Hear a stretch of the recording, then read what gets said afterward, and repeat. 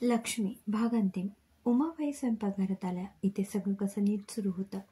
थोडं शिनल्यासारखे वाटले म्हणून त्या पुन्हा आपल्या दालनात आल्या.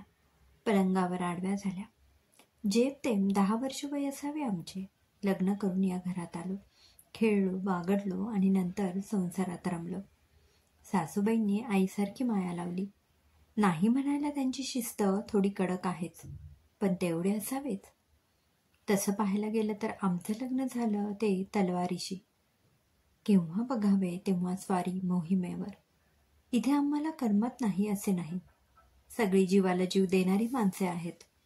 त्यांची आठवण अस्वस्थ करते हे मात्र खरं, पण उघडपणे हे बोलताही येत नाही ना.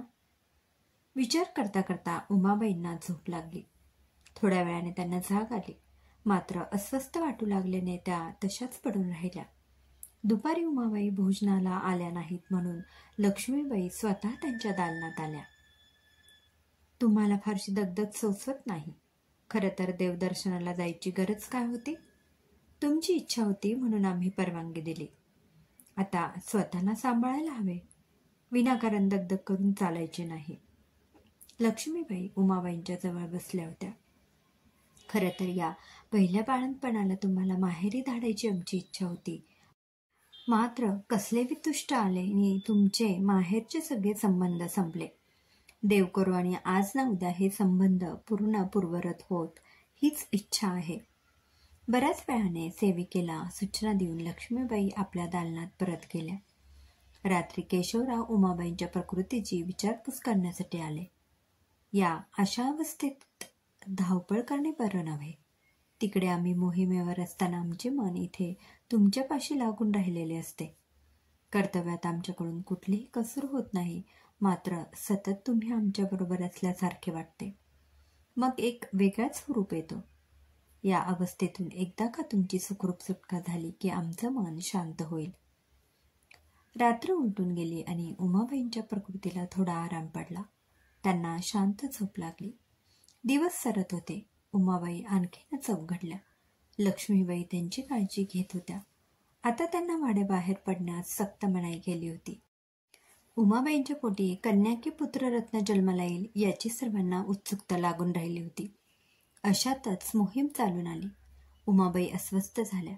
या अशा वेळी केशवरावांनी इथे असायला हवे होते असे वाटू लागले त्यांना, पण त्या काहीच बोलू शकत नव्हत्या.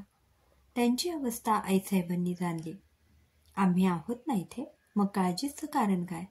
स्वराज्याच्या रक्षकांना घर, संसार, आपली माणसं हे सारं मागं सारावं लागतं. त्याविना कर्तव्य कसे पुरे व्हायचे? केशवरावांना हसतमुखाने निरोप द्या. सांगा त्यांना मोहीम फत्ते करून लवकर घरी या. या मोहिमा आता तुमच्यासाठी काही नवीन नाहीत. तरीही इतकं मनाला लावून घेण्याचं कारण काय?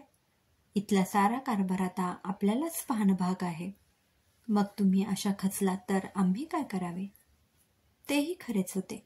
मोहिमेवर जाणाऱ्या पुरुषा पाठीमागे घरचा कारभार स्त्रिया सांभाळत, शिवाय तो पुरुष मोठ्या जबाबदारीच्या पदावर कार्य करत असेल तर त्याच्या माघारी जनतेचे प्रश्न सोडवावे लागत. मग प्रसंगी डगमगून न जाता धीराने कारभार हाती घेऊन न्यायनिवाडा करावा लागे. यासाठी बऱ्याचदा स्त्रियांना तसे शिक्षण दिले जाई.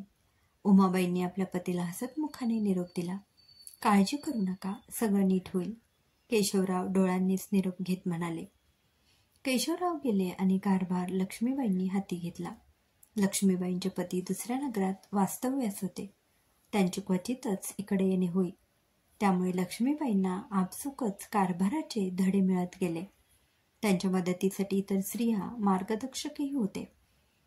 केशवरावांची उमज आपल्या पित्याप्रमाणेच उत्तम होती.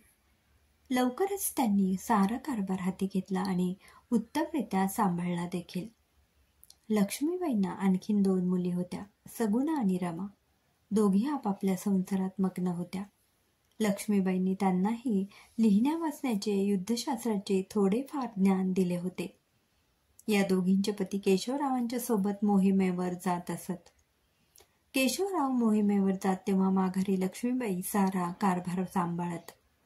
त्यांना आपल्या पित्याकडून आणि पतीकडून याचे धडे मिळाले होते.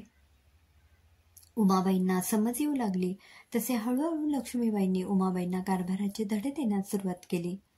मात्र उमाबाई अतिशय हळव्या मनाच्या होत्या. त्या व्यावहारिकदृष्ट्या न्यायनिवाडा करू शकत नसत. आपल्या माघारी हे सारे कसे निभावेल याची चिंता लक्ष्मीबाईंना लागून राहिली होती. या कारभाराला वारस हवा. लक्ष्मीबाईंची इच्छा रास्त होती. बरेच उपास नवस उपाय झाले आणि उमाबाईंना दिवस गेले. 9 महिने जसे भरले तसा उमाबाईंना त्रास होऊ लागला. कुळंबिनी सुईनी वाड्यावर दाखल झाल्या. बाळणपणाची तयारी झाली. अखेर उमाबाई थकल्या. त्यांनी सर्व काही गजाननावर सोडून दिले. बाहेर लक्ष्मीबाईंनी गजाननाला साकडे घातले. उमेची सुखरूप कर म्हणून. बऱ्याच वेळाने बाळाच्या रडण्याचा आवाज आला आणि आतून काय बातमी येते याकडे साऱ्यांचे लक्ष लागून राहिले. कन्यारत्न जन्मास आले. मुलगी झाली. उमाबाईंनी एक नाजूक पण लोभसवाण्या मुलीला जन्म दिला होता. कन्या म्हणजेच साक्षात लक्ष्मी. लक्ष्मीबाईंना खूप खूप आनंद झाला. काही वेळाने लक्ष्मीबाई आत आल्या. उमाबाई खूप थकल्या होत्या. त्यांनी उमाबाईंच्या प्रकृतीची विचारपूस केली. आपल्या इवल्याशा नातीला कुशीत घेतलं. आईसाहेब, आपण नाराज तर नाही ना झालात? उमाबाई ग्लानीत म्हणाल्या. उमाबाई, आम्ही नाराज व्हायचे कारण काय? घरी लक्ष्मी आली. आमच्यासाठी पुत्र आणि कन्या दोन्ही सारखेच. तुमच्या पोटी पुत्र जन्माला आला असता तरी आम्हाला इतकाच आनंद झाला असता जितका आत्ताच्या घडीला झाला आहे. तुम्ही आईसाहेब झालात आणि केशवराव आबासाहेब. याहून अधिक आनंद कोणता? स्त्री असह्य कळा सोसून एक जीव जन्माला घालते. त्यासाठी नाराज का व्हावे? कन्या म्हणजे ऐश्वर्य, कीर्ती, सौभाग्य, सुख, संपत्ती. आणखी काय हवे? हे ऐकून उमाबाईंची सारी चिंता दूर झाली. लक्ष्मीबाईंनी लेकीला उमाबाईंच्या अगदी जवळ दिले. मनोमन त्यांनी ठरवले, आपल्या नातीला व्यवहाराचे सगळे धडे द्यायचे. तिच्यावर उत्तम संस्कार करायचे. या आनंदाच्या प्रसंगी साऱ्या नगरात हत्तीवरून साखर वाटली गेली. केशवरावांना ही आनंदाची बातमी देण्यासाठी दूत धाडला गेला. तशीच ही बातमी उमाबाईंच्या माहेरी दिली गेली. या आनंदाच्या प्रसंगी हेवे दावे विसरून अवश्य यावे. लक्ष्मीबाईंनी उमाबाईंच्या आईसाहेबांना आग्रहाचे निमंत्रण पाठवले. आपल्या पतीला ही बातमी कळवली. लवकरच उमाबाईंच्या आईसाहेब अनुसूयाबाई भांडण तंटा विसरून आपल्या नातीला पाहायला आल्या. मोहीम आटपून विजयी होऊन केशवरावही पुन्हा घरी परतले. वाड्यात सर्वत्र उत्साह पसरला होता. या नुकत्याच जन्मलेल्या बाळाचे बोबडे बोल ऐकायला आता सर्वजण उत्सुक होते. मुलगी म्हणजे साक्षात लक्ष्मीचे रूप. मुलगी झाली म्हणून नाराज होण्यापेक्षा तिच्या जन्माचे आनंदाने स्वागत व्हायला हवे. यासाठी या काल्पनिक कथेद्वारे छोटासा प्रयत्न केला आहे. आवडल्यास नक्की लाईक करा. समाप्त. लेखिका सायली जोशी.